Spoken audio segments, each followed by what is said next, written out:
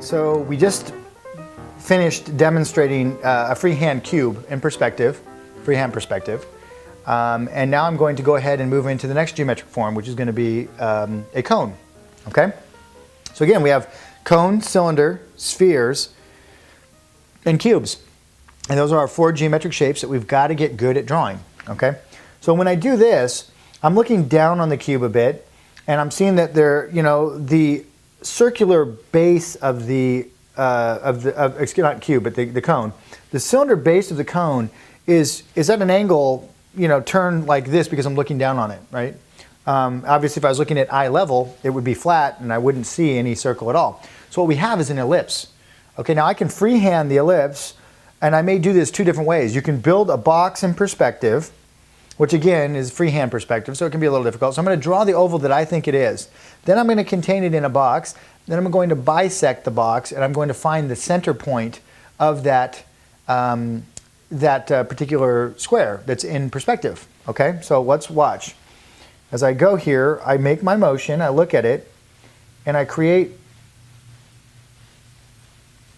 an oval that I think more or less is kind of somewhat close. Now it's a little bit oblong. That's okay right now because I'm going to back my way into this a little bit. So what I'm going to do is I'm going to go here to here, and I'm going to just freehand contain this cylinder or this ellipse. Again, a circle in perspective is an ellipse, and ellipses can be really skinny. They can be a little bit in between. It really depends on how flat or how how you're turning them and what angle you're viewing them at. Now, once I've kind of established that, now that's okay, by no means perfect, but again, we're freehand doing this, so there is going to, you don't got a ruler, and you don't have, some of the prerequisites, or that you normally would when we do it later in the perspective course. So we're just going to bisect that, basically going from corner to corner, corner to corner, and that's going to give us our center point, and that's going to be the center of the actual cone. And then we're going to come down off of it. So what we're doing is kind of backing our way into this cone. I'm going to clean up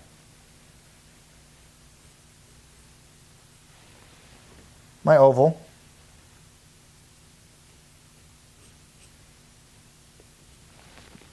It's a little easier probably to come around. There we go. Okay, so there's my ellipse.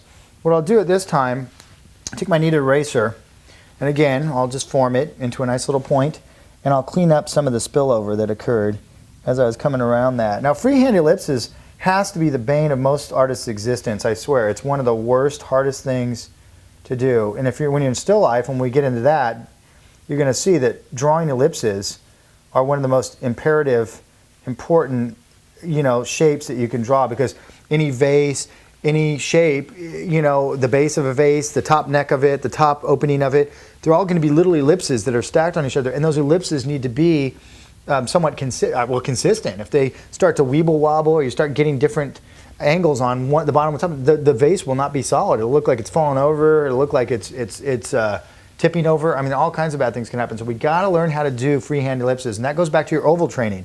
When you're practicing ovals, lay them on their side and just do some exercises where you do that. Okay, so now that I've got that, next thing is going to be just to drop an arbitrary line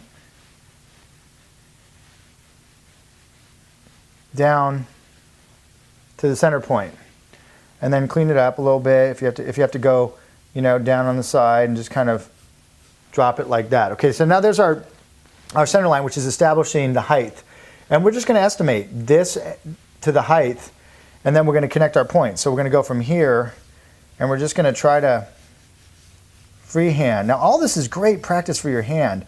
Just the dexterity alone that you're going to start developing as you start to play around with these shapes is going to be crucial to your later success in landscape painting, portrait painting, still life painting, figurative painting. This is the building blocks right here. I keep saying it, but boy, it really is. And it's what we want to really get good at. Okay, so what I have now is I've constructed, I estimated my ellipse, I constructed a box around it, I bisected the box, found my center points, went up from the center point, and then back down to the edges. Now I need to look at my cast shadow. Now there's mathematical ways to calculate cast shadows off of objects, but we're not going to get that involved yet at this point. That's another lesson, and that's really advanced perspective. That's advanced lighting, shading. Let's not worry about that yet. This is going to be enough just to freehand this little guy and get a nice drawing of it. So do the best you can. Stay patient. Take deep breaths. Relax. Loosen up your arms, shoulders. Don't get the death grip on the pencil. Again, these are all little things that we've talked about, but we're going to keep reminding you. Okay, so now we have our cone constructed in relatively decent perspective with a cast shadow, and for a freehand job, not bad. So now what we'll do is we can remove our scaffolding. Now again, the handout that we give you, the PDF file that you can download, we'll have a step-by-step of this going, and we'll have examples of these so that you can draw them. And then what I'd like you to do is use that as a springboard, and then just go around your house and find objects. You can buy fancy cubes like this and paint them up, but I don't think it's necessary. Just find found objects around the house that have geometric form that you can then take advantage of. They're all over the place. You can't help but find them. Okay, so now as I do that, I might go back. Now notice I'm holding the pencil like I write, and that's supposed to be a no-no, right? Well, it's not really. It's just, again, sometimes that's the easiest way to go around a complex form or just reaffirm a form. So don't, again, it's not wrong. It's just, you don't want to rely on it 100%. Now this is the shadow, and we're going to get into custom form shadows again when we get into edges a little bit more. Right now, just for the practical purpose of laying in this object, we're going to say that the light's hitting, coming down and hitting the form, hitting the form, hitting the form like this. The lightest part runs somewhere down this area, and then at some point the shadow can't make it around this form, which is a cone, and it goes into shadow. And this is our leading shadow shape. Some people call it the core shadow. There's different terms for it. But again, we'll get into that particular lesson, a few steps down when we get into edges. So now what I do is I go in and proceed to do my shading.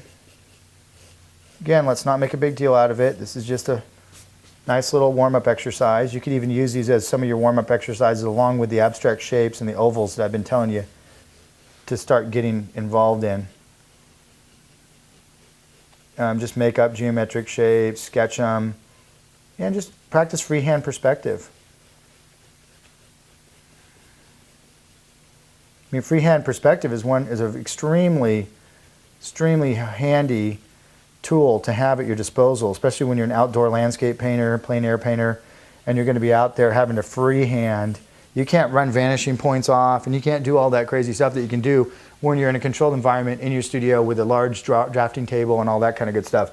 So you're stuck kind of estimating angles and basically eyeballing. Now again, in order to get to a really strong sense of eyeballing perspective, we will have to go through the fundamentals of perspective and build into more complex perspective scenarios using, again, vanishing points, straight edges, T-squares, and things of that sort. And then we can gravitate towards freehand estimation of these things. Okay, I'll use my finger a little bit. And notice I switched over and put it on a white surface. The first black one was just kind of throwing a little bit of, it wasn't bad. It was just a little hard to see the cast shadows. So I just switched over to a piece of foam core there for you so that you could more easily see what it is we're dealing with.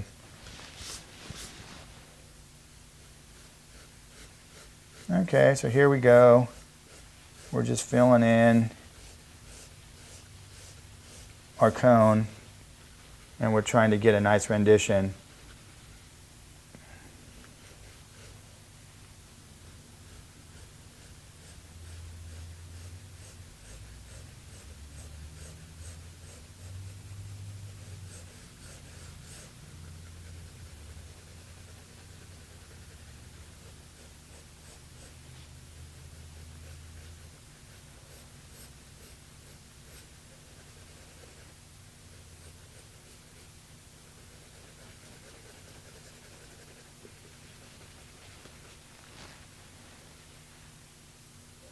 Filling a little bit at the bottom. And again, you don't want to be too uptight about the whole thing, but you do want to kind of, use, some care, obviously, with anything and everything you do in drawing. It goes back to patience. It goes back to just having a respect for the fact that you're taking the time to put something on a flat surface to make it look three-dimensional. Let's do it well.